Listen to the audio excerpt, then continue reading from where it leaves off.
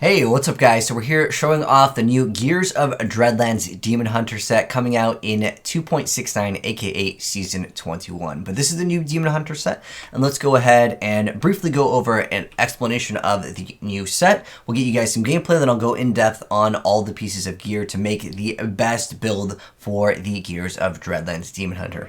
Now just as a heads up, this is on the PTR as of right now, so things of course are subject to change. So if you guys are new here, make sure you guys subscribe, turn on that bell so you don't miss out on if there is a new update with this build. I'll give you guys the latest information as this is just day one of being able to test out the new set. So first off, just as a heads up, this is not the best Demon Hunter build. This is going to be the best Gears of Dreadlands build for Demon Hunter as far as right now, because it just came out, and on top of that, at the moment, Shadow just got another buff, so the Impale Shadow Demon Hunter is currently still the #1 Demon Hunter build for pushing leaderboards. But this build is a lot of fun to play and mess around with. So Gears of Dreadlands, basically to sum it up here, and I'll go more in depth and I'll explain everything and mouse over all the pieces of gear in a moment. But basically, you gain stacks of momentum that you'll see over on our Hungering Arrow. We'll be able to get up to 10 stacks. And then each time we have a stack, it's going to give us 10% more damage. With the 4-piece bonus of the set, we're going to be able to use Strafe, and it will automatically use our last used primary skill. And if we have momentum stacks, we're going to be able to gain 60% damage reduction and for 5 seconds after using Strafe. And then you also move faster when using Strafe as long as you have momentum. With the 6-piece bonus, it's just a damage multiplier. However, one important thing with this build, it's not so simple as in you just go ahead and shoot one Hungering Arrow, then just hold down Strafe. You actually have to manually cast Hungering Arrow over and over again.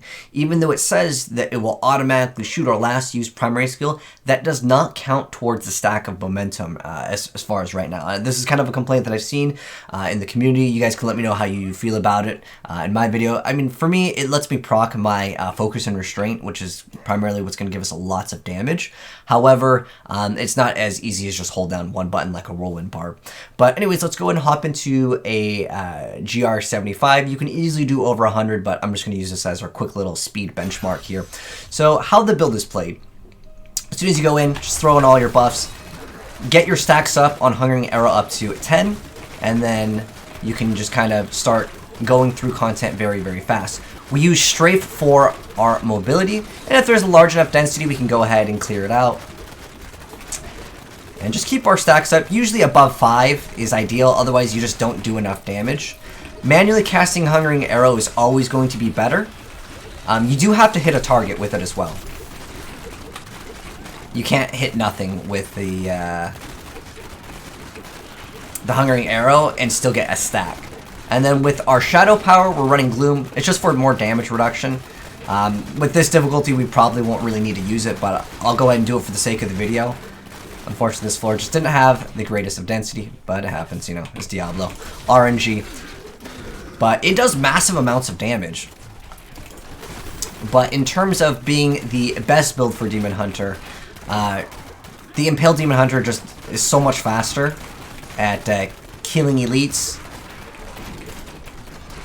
especially for solo play. Now, there is another build of Demon Hunter, which I'll go over later in a separate video, so if you guys want to see that, and you are new here, make sure you guys subscribe, and I'll show you guys that build as well. Because Demon Hunter might actually see a little bit of team play here. And then for our companion, it's the Wolf, just like every other Demon Hunter build, because it's pretty much been the best one for quite some time. And then we've got our Vengeance with Dark Heart, so some more damage reduction, and then we're running Fan of Knives because we don't have the Elusive Ring.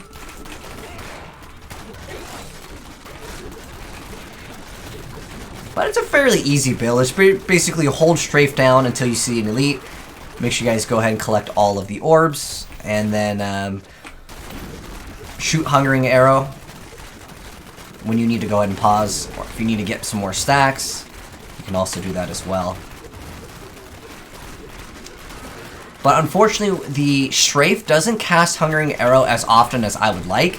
So to really min-max your damage, you really want to be actually activating your Hungering Arrow. And it does have to connect with a target, otherwise you'll see, like, right now I'm not gaining any stacks. And it doesn't build stacks on its own while you're using Strafe. So I think, as far as the build goes, if it's supposed to be a speed build, it's definitely outclassed by multi-shot. There is another newer build of Demon Hunter which revolves around the buffed up bolas, but in terms of min-maxing, this is going to be the best build as of right now. So it's not the fastest Demon Hunter build. It's just kind of got this like weird niche area for a certain playstyle if you want to go ahead and mess around with it. Keep in mind this is over on the PTR, so things aren't like going to be min-maxing. We don't have augments here, and I also went off of the season just so we didn't have all the visual clutter of the new season 21 bonuses that you'll be getting every 2 minutes. But obviously with that, it'll be even easier to complete some of these. But anyways, so now that you guys have seen the gameplay, let's go ahead and go over the build. So in terms of the gems, let's go ahead and go over that first. The Zay's Stone of Vengeance is going to be great, as well as having the Bane of the Trapped. And then this is something that will be a little bit different that you guys might not have leveled up, which is Simplicity Strength. So that will increase the damage of your primary skills, and also hits with primary abilities will heal you for 4% of your maximum health. Now, as far as the amulet goes, the best one is going to be the Flavor of Time. Getting those pylons to last twice as long is usually going to be ideal. There's also a lot of people running Squirt's Necklace as another option for min-maxing. But that one can be a little bit squishy, so if you're doing speedruns, you obviously don't really need to worry about that. But nonetheless, here's what we got as far as the build goes. So it is going to run the 6-piece set of the Gears of the Dreadlands. There's nothing in particular that's super special here. Normally, I would just give you guys a Diablo 3 planner while I'm commentating the video. However, Diablo 3 planner currently does not have the newest set, so I can't just link you the website. But it's no different than any other Diablo build.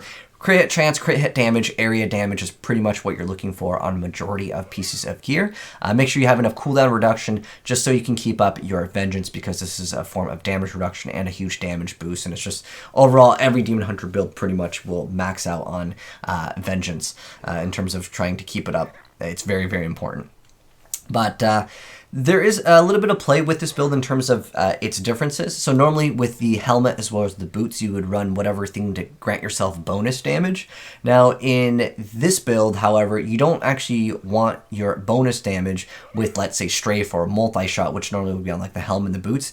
You actually will be rolling it on your pants as well as your belt for the bonus of Hungering Arrow damage. So that's one thing that would be a little bit different. But again, I'll mouse over the pieces of gear just so you guys can kind of get an idea on what you want. You don't have to have the exact same ones that I have on every single piece of gear, but you can have like Vitality instead of like Resistance. But ideally, area damage will get you some more min-maxing here. And then crit hit chance, crit hit damage, and then I happen to have the Hellfire Amulet, but again, Flavor of Time is going to be the best for min-maxing. I just don't happen to have one at the moment over here. But crit hit chance, crit hit damage, and then you ideally want to roll cold damage instead of your main stat. And then again, for armor, you can roll reduced damage from elites, but with the gloves, crit chance, crit damage, cooldown, area damage, anything along those lines on pretty much all the pieces of gear, if you can get it there, is ideal. For the bracers, you actually want the Wraps of Clarity, because our hatred generators will reduce our damage taken over here, since we are not running the elusive ring, which is normally seen. And then as far as our rings go, focus and restraint, crit chance, crit hit damage is ideal. And then for the belt, Hunter's Wrath over here did get a bonus. So with the secondary, our primary skills will be attacking 30% faster and deal upwards of 150 to 200% damage. Ideally, just try to get that as high as possible. And then as far as our pants go, again, it's usually going to be the same thing. It's just main stat, and then you can get all resistance or vitality, and then ideally you want to have that Hungering Arrow damage. And then for our weapon, we will have to actually run Dawn, because we're running Echoing Fury inside of the cube, which I'll go over in just a second here. But Dawn just for that cooldown of Vengeance. And then we've got, or you can actually roll cooldown reduction if you need it, depending on again, what you've rolled on your gear. And then for our boots, we don't actually need anything in terms of bonus damage, because you can't get Hungering Arrow. Now, this is one of the most difficult things to roll, which is going to be the 9th Series Satchel over here. This is a newer buffed up item coming into 2.69. So it grants us a secondary where Hungering Arrow is guaranteed to pierce, and also deals up to 600% bonus damage. And this one, it rolls super far off. It's 450 to 600%. So Ideally, I mean, that's 150% bonus damage over there. But the reason why it's so difficult to roll is you want to get main stat, attack speed, crit hit chance, area damage, and hungering arrow damage, and most importantly, that high secondary of the hungering arrow getting a lot of bonus damage over there. Now, as far as the cube goes, let me go and show you guys that. So we're running Echoing Fury, so we can actually attack super fast. Ideally, this would proc our attacks with strafe faster because there's certain thresholds that you will need to meet in order for you to be able to have the hungering arrow casted. But honestly, I don't think it matters too much.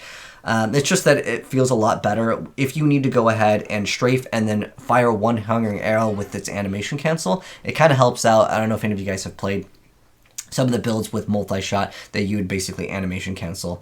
Same thing with the Crusader, although that thing has actually been nerfed. But nonetheless, it just makes the game feel a lot better, and currently it's what would be best. And then we also have Depth Diggers. These are pants that are going to make it so our primary skills that generate resource deal 100% additional damage.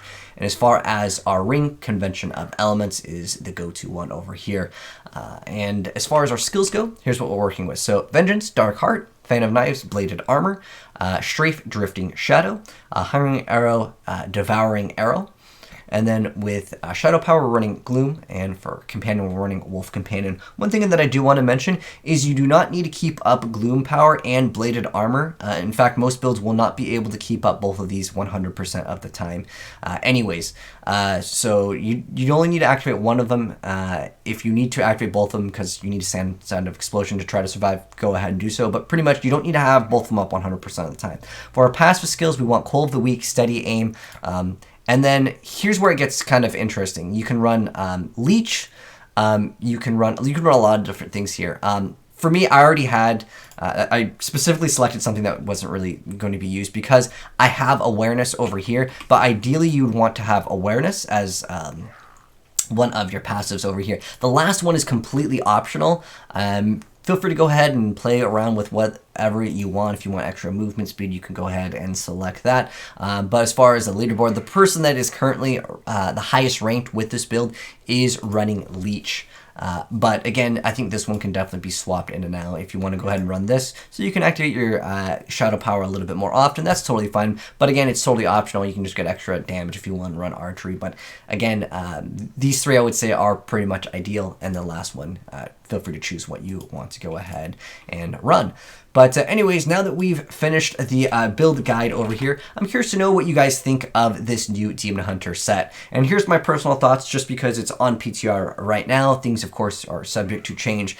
The Shadow build is still technically the best in terms of min-maxing. And then if you really want to look at a speed build, the multi-shot Demon Hunter is pretty fast already. I feel like this is just a build that doesn't have like a insanely fast speed build, yet it doesn't have an insane high push build. So it fits this like middle ground of just people that want to play the new set. And when there is new content, I'll always play the new content to check it out. But I can't see a lot of people going towards this set for, you know, the next season or next patch 2.69. But you guys can let me know what you guys would change with it. For me personally, I feel like I know a lot of people complaining about that ability where it doesn't automatically cast the Hungering Arrow that would grant yourself an extra stack, because at that point it's basically like a Whirlwind Barb. But at the same time, you do have to have the Bola build, which is completely different, and the Entangling Shot build. So there are other things that will emerge out of this, but in terms of min-maxing with the Gears of Dreadlands, this is the current best build as of right now. But let me know, guys, what you would change with this build. Do you think they just need to make the multipliers much higher so it can be competitive? Or what would you guys change with it to make it just have a spot in the game? Because it's not the fastest speed build and it's not the fastest or highest pushing build. So again, it's just kind of there to be there. But anyways, thanks for tuning in, guys. Hopefully you enjoyed the video. If you did, drop a like on it. And if you are new here, subscribe, turn on that bell so you don't miss out on the newer Necromancer set, which is what I plan to upload next. And of course, if there are things that will be changing coming into Season 21, I'll let you guys know. But thanks for tuning in, guys, and I'll catch you in the next video. Have a good one. I'm signing out. Peace.